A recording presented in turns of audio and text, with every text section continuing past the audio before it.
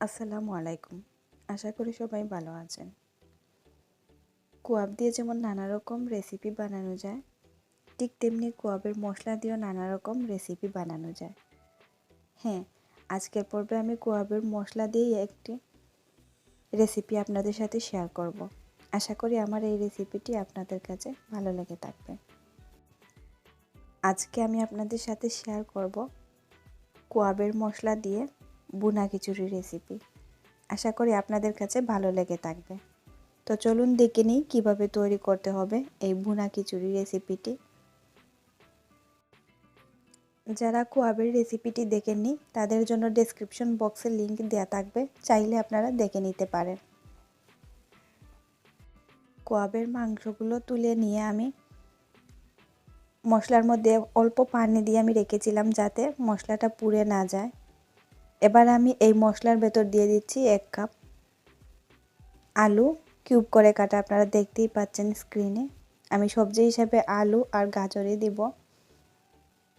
আলুটাকে একটু ভেজে নিয়ে এরপর আমি এতে দিয়ে দিচ্ছি 1/2 কাপ পরিমাণ গাজর।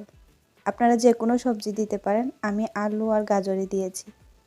এবার আমি এই গাজর আর আলুটাকে একটু ভেজে নিব, হালকা একটু ভেজে নিব আমি।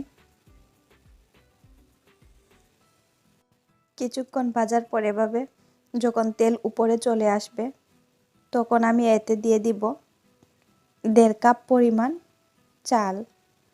আমি 1.5 কাপ চাল দিয়েছি, আপনারা কম বেশি করতে পারেন। এবার আমি এই চালটাকে ভালো করে ভেজে নিব, আর চুলার আঁচটা আমি মিডিয়াম টু লো হিটেই রাখবো, তো আর পুড়ে যাবার ভয় থাকবে না। এবার একটু সময় নিয়ে আমি চালটাকে ভেজে নিব। আপনারা বাসায় ট্রাই করে দেখবেন এই কোয়াবের মশলার মধ্যে ভুনা খিচুড়িটা তৈরি করে খেতে কীরকম অসাধারণ স্বাদ, ট্রাই করলে বুঝতে পারবেন। ভাজা হয়ে গিয়েছে, এবার আমি এতে দিয়ে দিচ্ছি ফুটন্ত গরম পানি। আমি এখানে পানি দিয়েছি 1.5 কাপ চাল, আমি পানি দিয়েছি 3 কাপ পরিমাণ। এটা কিন্তু আপনাদের বিশেষভাবে খেয়াল রাখতে হবে পানির পরিমাণটা, তা না হলে কিন্তু আবার ভুনা খিচুড়িটা ভালো হবে না, চালটা সিদ্ধ হবে না। আমি এখানে 1.5 কাপ চাল নিয়েছি, সেজন্য আমি পানি দিয়েছি 3 কাপ পরিমাণ। এতে করে দেখবেন কি সুন্দর ভাতটা হয়।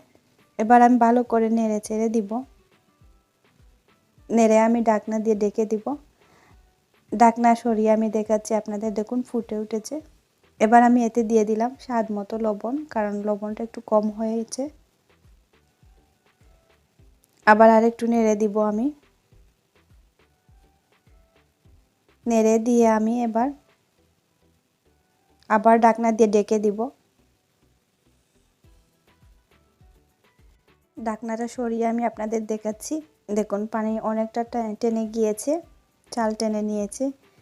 পর্যায়ে আমি আর একটু নেড়ে দিয়ে এবার আমি এতে দিয়ে দিচ্ছি 4-5টি কাঁচামরিচ। আমি ছিলে দেইনি, আমি আস্ত দিয়েছি, শুধু স্মেলটা বের হবে, জাল হবে না, কারণ মরিচের পরিমাণটা আমাদের আগেই কোয়াবের মধ্যে দেওয়া ছিল মশলার মধ্যে।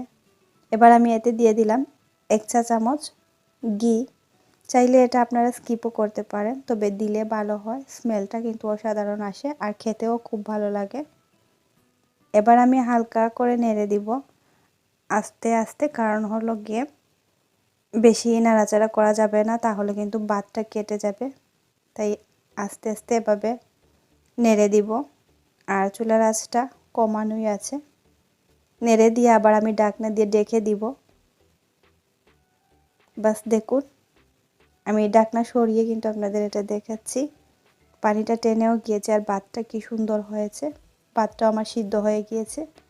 এবার আমি একটু নেড়ে দিব, দেখুন হয়ে গিয়েছে। এবার পরিবেশনের পালা। আমি গ্যাসটা কিন্তু বন্ধ করে দিয়েছি, এবার আমি চুলা থেকে নামিয়ে নিব।